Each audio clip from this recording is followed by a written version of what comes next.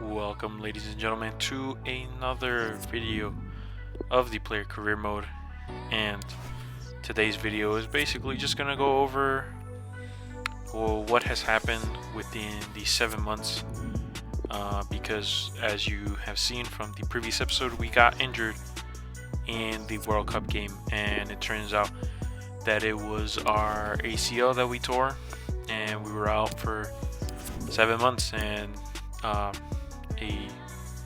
an injury like that is something that you never want to see happen to any player,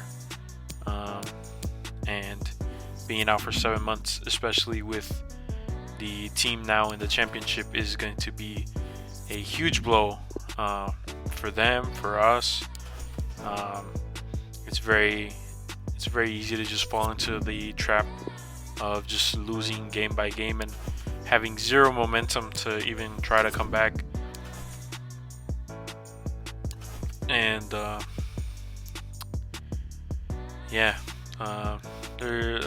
just showed the games that happened before this window, just to show you guys how the league has been going, and it's been going pretty poor. There's not many wins that Steven can get on their own, and me just sitting here on the sidelines not being able to do anything is it's very depressing in a way. It's very sad to just watch them crumble every single week, every single game. Some games, they do pull it out. Some games they get draws. Very rarely they get a win. And the championship is much more difficult than League 1 and 2. And the only reason they got above League 2 was because they had me in the team, and not having me and only having the two sub strikers in as the main attack, that's very difficult for them to try to get any sort of result. Man City there doing a nice buy for another center back, as they usually do. More center backs for them, more compositions, I guess, is their philosophy. But for us, there's not much we can do. I have a plan for the next video, because I guess it makes sense. There's going to be a couple of signings, and there will be some offers that we look at, and there's actually one offer that we do end up accepting. So with that in mind, the next episode will probably be a very short one with a recap of what happens after we get back, because we signed to a new club after the window closed, because in this window nothing really happened. I was kind of hoping that we would move to a new club, but obviously with us being out for 7 months, there would be no benefit from a club signing us in the summer window, which makes sense. But it also makes me a bit sad that I don't have something to look forward to, a new club to look forward to when I get back from injury. Also, in real life, it's probably not best to move from one league to another with an injury that has you out for this long. John Stone's going to Napoli. That's crazy. And yeah, we tried to do our best in supporting the team. I wish there was something that we could do in career mode to support the players and try to give them some sort of motivation, because just doing quick sims and seeing the results afterwards, it's devastating, to say the least. Steven they're getting a draw. We have Birmingham. We get another draw, and you can see the points on the screens that fade really quickly. 3 points in 10 games. It's not an ideal situation. We managed a win there against Blackburn, which is crazy to even think about, because Blackburn end up being much higher on the table. by the end of the season. And yeah, I'm just gonna keep simming through the games. We get a win there against Cardiff. That's really nice for the team, get some sort of motivation. But we end up facing Coventry, and doesn't go in their way. Stevenage versus Huddersfield, 2-1 to very narrow defeat. Norwich, another ex-Premier League team, 2-0 there. These aren't terrible results, they're not being like washed like 4 or 5-0 or anything. They're going very, very close, very toe-to-toe with a lot of these teams, which is really nice to see. Because when I leave, hopefully they get some sort of financial backing. 2-2 draw there with Sheffield, another ex-Premier League team. 3-0 loss to Nottingham Forest is not that great, but Barnsley, they're doing another defeat for us. It's very painful to watch these back, because we can't really do anything. We can only just sit here and watch, and an injury this long is like super detrimental for us because we're not young.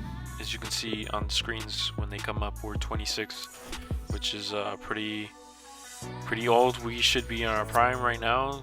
It's not that great being sat here for 7 months not being able to do anything, especially with the performances we were pulling off in the World Cup. It was pretty decent results. We were getting goals. We had 4 goals. We were getting assists. The dream obviously is to match Klose's record and possibly beat it. And yeah, we're about halfway through the video, probably a little bit over halfway. And we get a transfer over here from Nunez that we just declined because it's not a team that I wanted to go to. And here we have training back, so now we know that we're pretty much fit to train, and obviously that means that hopefully a game will be coming up soon. But here we have the January transfer window. And now that all the games have been simmed and everything, we're back on the pitch, and we are happy to come back in and see where we can help the team out. Obviously, there's a bunch of news with a lot of teams trying to come for me. There was a couple newsletters from saying that Sevilla and Barcelona wanted me. You saw the recently one from Milan. And obviously with the striker that we have built, that I am, there's a lot of good places that I can go to, a lot of big teams that would be willing to sign me. And we actually ended up going to a pretty decent team. Leverkusen signing Tomori is really nice for them. I don't know if he came back to Chelsea in this save, because right now he moved out. He's actually on a permanent now to Milan in real life, so I would assume the game probably didn't have Milan by Tomori, but they might have. I don't actually know the situation over there. Barella going to Leicester City is actually a crazy move at 117 million. I don't even know where they get that kind of money, but that's insane. Especially with it's only been a couple years since 2020 and 2021.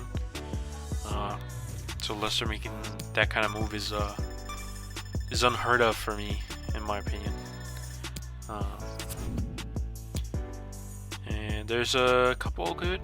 Bayern interested in Calvert-Lewin, who moved to Hertha Berlin. Hertha Berlin actually did some pretty nice movements, because I forget if it's this season or the season before where they did really well in Europe. As you can see, the article says I'm being courted by Leverkusen, but we'll have to see if they send in an offer, because there's a bunch of articles that'll be like, oh, got a transfer offer there from Ajax. I was contemplating this move because, you know, Ajax is a big prestigious club in my opinion, and I don't know whether to accept it or not. But I think after some time, I decided to reject it just because it wasn't in a top five league. You know, as much as I respect the Netherlands and their leagues and their dynamic and all that, I just don't know if I wanted to stick it out in Ajax just yet. You know, maybe I get a chance to go later in my career when I'm like 30 something, because right now I'm in my prime. I need to be playing the highest level I can. I need to be playing Champions League whenever I can. And you know, Ajax is a big club and it's a great club to go to, but I just had no inclination. You know, there was nobody there that I knew of that would make me want to go there. So with the window now closed, and no move came in for us, there's a chance that maybe somebody drops an offer, because we still are on the transfer list. We've been on the list for like 2 years now. So hopefully we do get a chance. And right here, we got selected for the next match, which is really nice because that tells us that we're fully fit to play in the championship. However, we skip ahead a little bit and we actually find out that we got an offer from Bayer Leverkusen, and I will leave you guys with this.